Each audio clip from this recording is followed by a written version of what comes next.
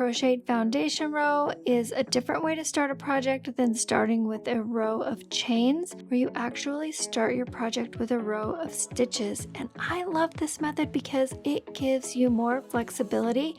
It's great for doing hats or mittens. I even used it on this beginner crocheted washcloth and it turned out fantastic. Welcome to Solo Stitching. I'm Lavina, and on this channel we talk about crochet, knitting, and sewing.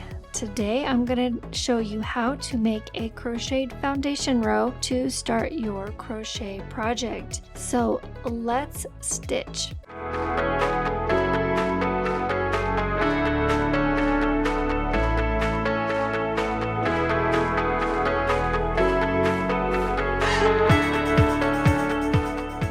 So I made these 2 sample rows. I'm going to show you how to do both of them today. So this is a foundation row with double crochet, and this is a foundation row of single crochets. So you can see how flexible they are.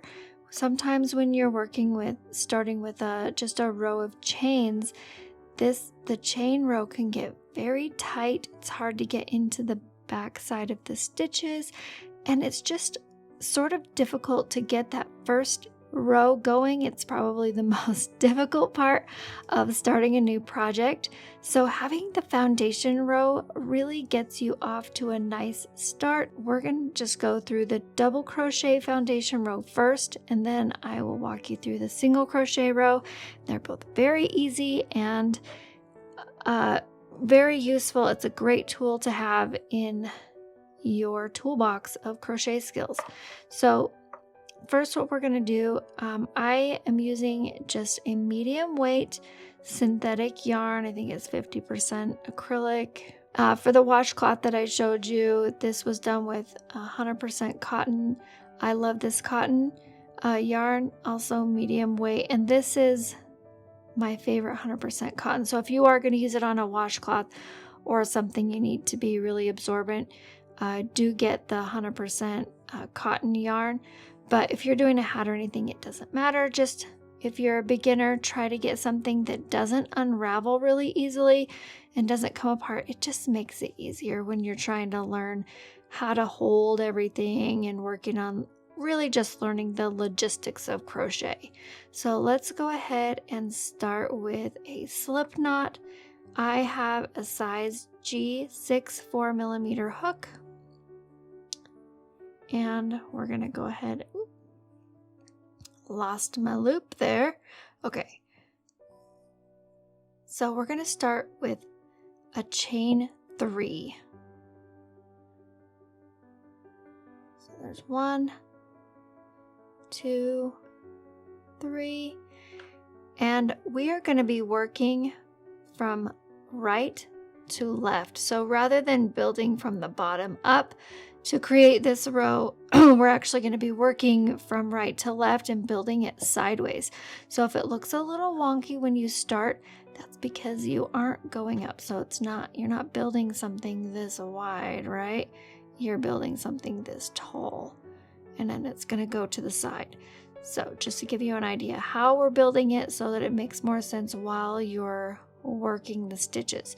So you're going to do a yarn over, and then you're going to insert into the first chain stitch that you made and pull up a loop.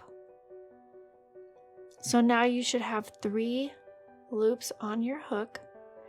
You're going to yarn over and pull through just 1. Okay, so this is creating your next stitch.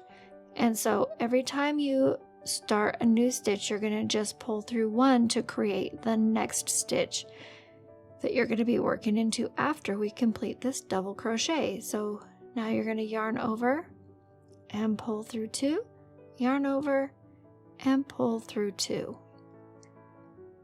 And then we're going to yarn over again, and we're going to go into that stitch that we made.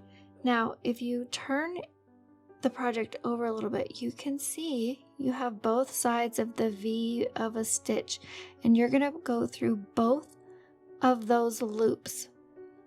So it's going to be tempting to try and just work on the front, maybe use like these two don't do that. You're gonna turn it over just to look at it and find those 2 loops that form the V, and those are the 2 loops that you're going to be inserting through. So after you've done your yarn over, we're going to go into that bottom stitch, and you can see I have both of those loops on my hook.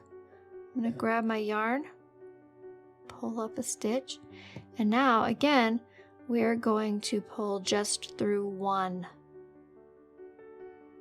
Okay, so now you should have 3 on your hook. So now that I've pulled through 1, I'm going to yarn over, pull through 2, and then yarn over and pull through 2. And we're just going to repeat that process over and over again. So yarn over, and I'm going to go into that, when I did just pull through 1, that created kind of a chain stitch. We're going to use that. We're going to go through both loops. Okay, yarn over and pull through, and then yarn over and pull through 1, and then yarn over and complete a double crochet. Pull through 2, yarn over, pull through 2. We're going to do a couple more, and then we'll look at the progress that we've made. So we're going to yarn over, go to that single stitch, go through both loops, yarn over, pull through, yarn over and pull through 1, yarn over, pull through 2, yarn over, pull through 2 to complete the double crochet. We'll work one more here, yarn over, go through both loops, yarn over, pull through, yarn over, pull through 1, yarn over, pull through 2, and yarn over, pull through 2. So now we're going to turn it this way so you can see that we are building our stitches from left to right, and you can see all of these little double crochets that we've created that are making the foundation row for our project. So if we just keep going with this, go ahead and stitch along with me if you have your yarn and your hook. Pull through 1, and we're going to finish the double crochet and yarn over. We're going to go through both loops of the stitch, pull through, yarn over, pull through 1, and then complete the double crochet. Pull through 2. And you can do this and make it as long as you need to. So however many chain stitches your project is asking for, that's how many foundational crochets you would do. I'm just going to pull through 1 and then complete our double crochet. And we'll just do a couple of more here, and then I will show you how to do the this foundational row with a single crochet. So if your project, if the first row that you're doing is single crochets, and you can do it with half double crochets, whatever your project is asking for, you can start it with a foundational row rather than just a row of chains, and it just makes a really nice, clean looking, and it's simple to do, but it has so much more flexibility than working with a row of chains. And that's why I really like this method of starting a project. A lot of my designs will start with a foundational row rather than just chaining, because I like to have the flexibility in my projects. It's probably between knitting and crocheting, the flexibility, like if you're doing a hat or something, a crocheted hat can be very stiff around the end where your head goes in, and I just don't like that. So this foundational crochet row really solves that problem. So that's why I like to teach this, and I really like to use it. So in through the next stitch in both loops, pull through, yarn over, pull through one, and then complete the double crochet. All right. So that's how you create a foundational row in traditional crochet, which is a fantastic way to start a project, especially if you need flexibility at the bottom of the project. All right, let me go ahead and fasten this off, and then we'll go through how to do this for a single crochet. And I'm just going to end with a chain stitch there, just so it's not so fat at the end, and it just fastens off nicely. All right, so to do a foundational crochet in single crochet, you're gonna just start with a slip knot, just like you did for the last one, for the double crochet, and insert my hook here. And then instead of chaining 3, we're just gonna chain 2. So there's 1, and there's 2. All right, so we're gonna go into that first stitch. We're not gonna yarn over because we're doing single crochet. So we're gonna insert our hook, pull up a loop,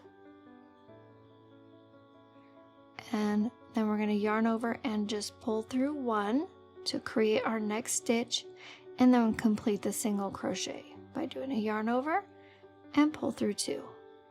And then we're going to insert it into that stitch we just created, pull up a loop, yarn over, pull through 1 to create our next stitch, yarn over, pull through 2.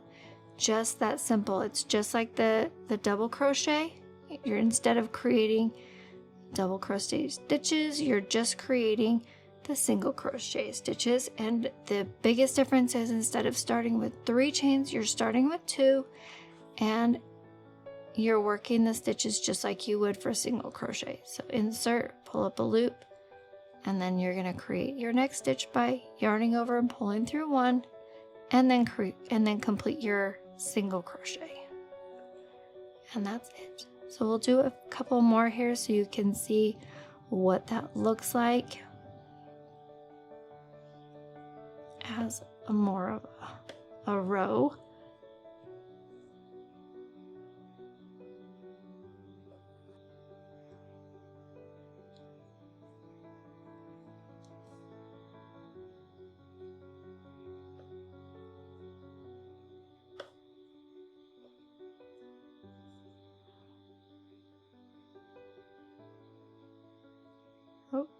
And just get through those 2 loops there.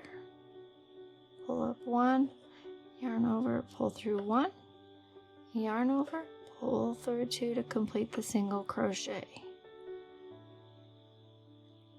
And you see, this is really simple to create, and so it goes a lot faster than trying to work into those little chain stitches that can get really tight. And it has such a good, like, clean, even look. When you're starting with a row of chains, sometimes you get that one wonky chain that just hangs out there and doesn't look nice. And this really helps you to get that really even, nice look on the bottom of your project.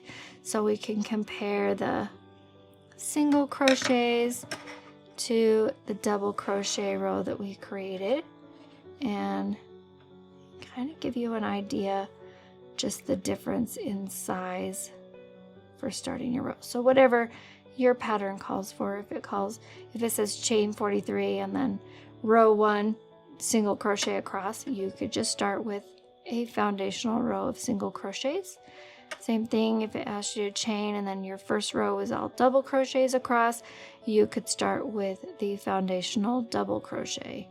And it's very simple and clean, and has just a really nice finished even look on the bottom without having to worry about those chain stitches that sometimes just don't like to cooperate. If you're looking for a project to use this foundational crochet on, I will post a link down in the description for you so you can go check it out. And if you need more help or you're just stuck on how to do it, feel free to click the link below for a solo stitching class to get on my schedule. And I would love to walk through this with you so that you can have this skill to use and be able to move on in your crochet journey. So until next time, happy stitching.